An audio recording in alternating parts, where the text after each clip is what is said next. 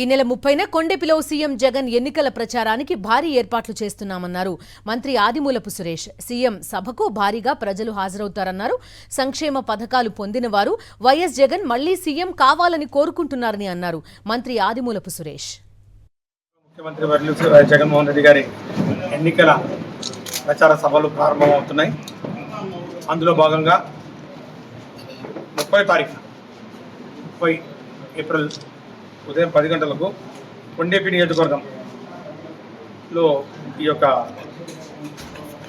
ఎన్నికల సభ నిర్వహించుకుంటున్న విషయాన్ని ఈరోజు అందరికీ తెలియజేస్తూ టంగుటూరు హెడ్ క్వార్టర్స్లో సుమారు 50,000 పైచిలకు ప్రజానీకంతో బహిరంగ సభను ఏర్పాటు చేయడానికి సన్నాహాలు ప్రారంభమయ్యాయి.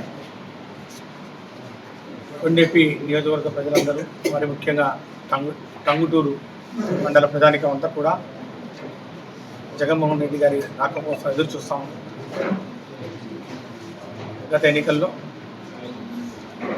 జగన్మోహన్ రెడ్డి గారు టంగుటూరు రావడం జరిగింది. దాని తర్వాత ముఖ్యమంత్రిగా టంగుటూరు పట్టణానికి వస్తున్న సందర్భంగా పెద్ద ఎత్తున ఏర్పాట్లు చేస్తాం.